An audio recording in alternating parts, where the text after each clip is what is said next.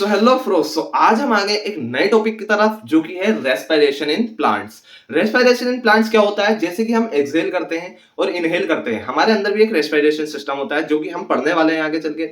लेकिन respiration in plants क्या होता है? रेस्पिरेशन इन प्लांट्स एक प्रोसेस है जिसमें प्लांट्स अपने जो फूड होता है उसको तोड़ते हैं।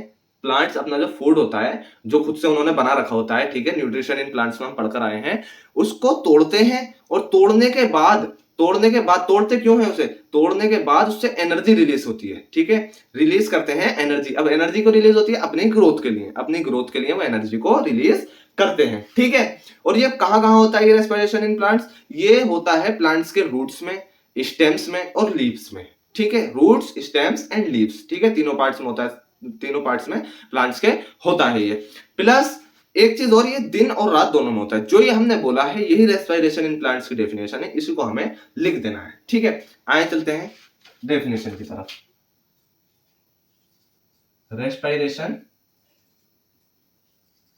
इन प्लांट्स, और ये दो तरीके के होते हैं, एरोबिक रेस्पिरेशन, एनारोबिक रेस्पिरेशन। पहले डेफिनेशन लिख लेते हैं फिर उसको भी समझेंगे। रेस्पिरेशन इन प्लांट्स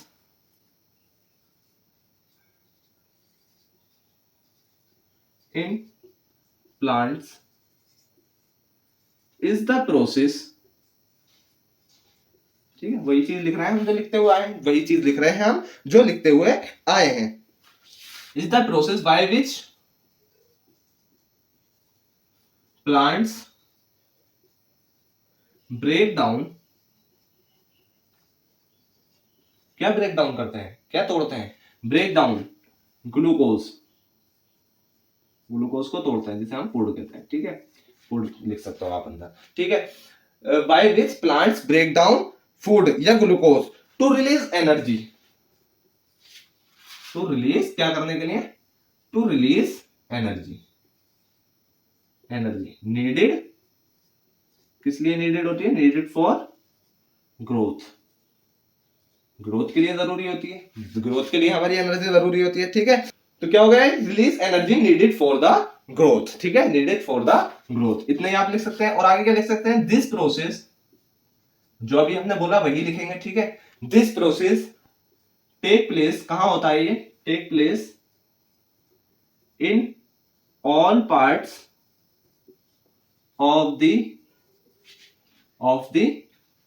प्लांट्स, ठीक है, of the plants. Such as, example डाल सकते हैं हम, जैसे such as roots, stems and leaves, ठीक है, ये आप लिख सकते हैं। रूट्स में, स्टेम्स में एंड लीव्स में इसे लिख सकते हैं। और क्या लिख सकते हैं? जो अभी हमने बोला था, and it happens, and it's happens, ये कब हो सकता है? दिन और रात, दिन और रात में, ठीक है। It happens both day and night, दिन और रात में दोनों में ये होता है, ठीक है। ये दिन और रात में रेस्पिरेशन का प्रोसेस हमारा होता है। आई होप आपको यहां तक क्लियर दिख रहा होगा और क्लियर आपको यहां तक समझ में आया है। अब और क्या लिख सकते हैं? और क्या लिख सकते हैं हम? इस जो हमने बोला था ड्यूरिंग रेस्पिरेशन, रेस्पिरेशन के प्रोसेस के थ्रू क्या होता है? रेस्पिरेशन के प्रोसेस के थ्रू फूड को जो तोड़ा जाता है, वो फूड को क्यों तोड़ा, कैसे तोड़ा जाता है? ऑक्सीजन को यूज करके, ठीक है, ऑक्सीजन को यूज करके। ड्यूरिंग रेस्पिरेशन, रेस्पिरेशन के प्रोसेस के दौरान क्या होता है?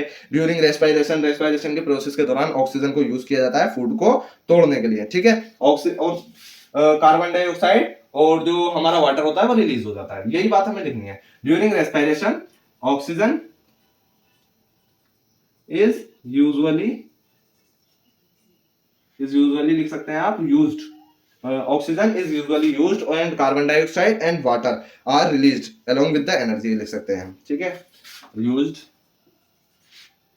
and carbon dioxide and water, carbon dioxide and water are released along with the, किसके साथ? along with the एनर्जी, जिस तरीके से एनर्जी रिलीज होती है, ठीक है, along with the एनर्जी। अब हम इसे फर्दर और क्लासिफाई करेंगे, कैसे? रेस्पिरेशन इन प्लांट्स को कैसे क्लासिफाई करेंगे, एक ये एरोबिक होता है और एक एनारोबिक होता है, ठीक है, इसे भी हम समझते हैं डिटेल में। चलिए आए चलते हैं। तो अब हमारा रेस्पिरेशन इन प्लांट्स जो है फर्दर क्लासिफाई होता है दो मेन टाइप्स में। कौन कौन से, aerobic and anaerobic. Aerobic respiration वो होता है जिसमें ऑक्सीजन यूज होती है इन द प्रेजेंस ऑफ ऑक्सीजन, और एनारोबिक रेस्पिरेशन वो होता है जिसमें एब्सेंस ऑफ ऑक्सीजन होती है, जिसमें ऑक्सीजन नहीं होती, ठीक है। तो इन द प्रेजेंस ऑफ ऑक्सीजन हम पढ़ेंगे पहले aerobic respiration in the presence of oxygen. Oxygen की प्रेजेंस में एरोबिक रेस्पिरेशन होता है जिसमें फूड टूटता है कंप्लीटली फूड टूटता है ऑक्सीजन को यूज करके और large amount of energy produce करता है, ठीक है, along with carbon dioxide and water. यही चीज हमें लिख देनी है, ठीक है। एरोबिक हमें क्या लिखना है, aerobic respiration, aerobic respiration, aerobic respiration. इसमें हमें क्या करना है, देखिए कुछ नहीं लिखना, सिर्फ जो मैंने बोला है वही लिख देना है, ठीक है। This process occurs in the presence of oxygen, this process occurs in the presence of oxygen, ये चीज हम लिख सकते हैं। This process occurs in the presence of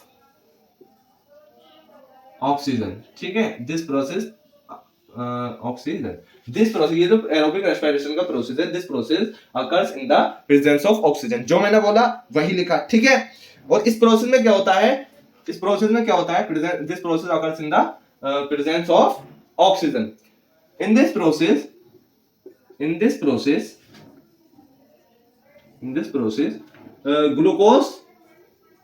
glucose completely break down, ठीक है, जो मैंने बोला वही लिख रहा हूं मैं। In this process glucose completely break down, ठीक है। हमने क्या लिख दिया, जो हमने बोला, this process occurs in the presence of oxygen, in this process glucose completely break down to produce a large amount of energy, जो मैंने बोला, ठीक है, to produce a large amount of energy, ठीक है, सिंपल, ये हमने यहां तक लिख दिया, to produce a large amount of energy. और क्या लिख सकते हैं, जो मैंने बोला था अभी,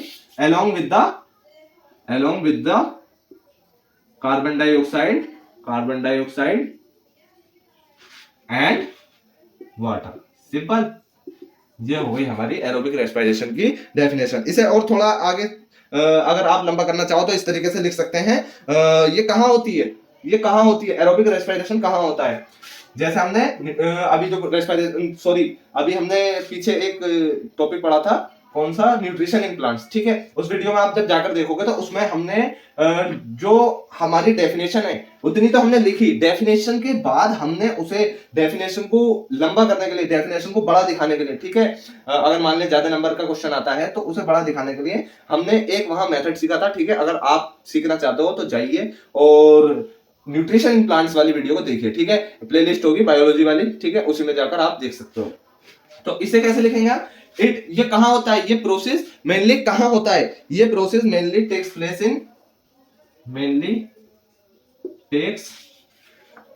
प्लेस इन, ये प्रोसेस कहां होता है बताइए, ये आपके लिए एज अ क्वेश्चन है।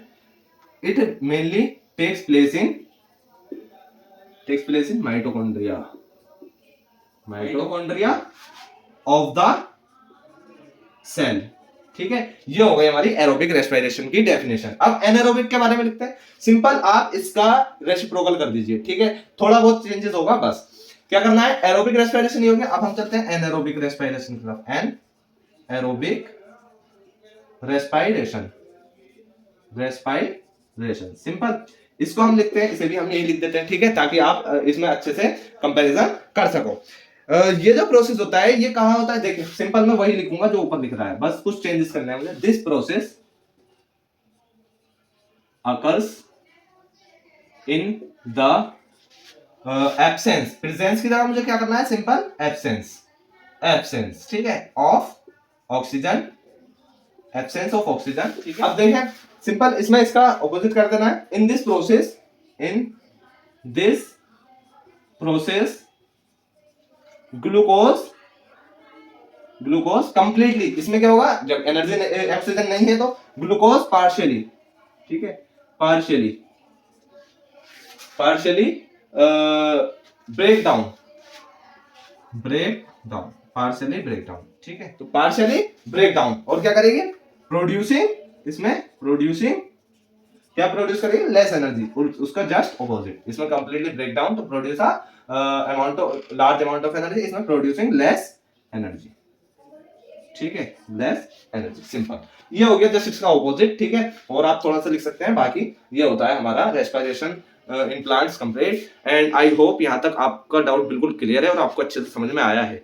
अगर आपको कोई भी और डाउट है या आपको मेरी वीडियो में कोई कमी नजर आती है तो प्लीज मुझे एडवाइस दें एंड मैं कोशिश करूंगा उसे एनहेंस करने की। And thank you so much for watching full video and keep support me and then I will teach you better. Thank you so much. This is how a plant breathes. What you are seeing here is called stomata. Stomata are tiny pores mainly located on the underside of leaves. Plants do not have lungs like animals, so they use stomata to absorb carbon dioxide. Stomata is regulated by specialized guard cells that regulate the opening and closing of pores to allow the exchange of oxygen and carbon dioxide.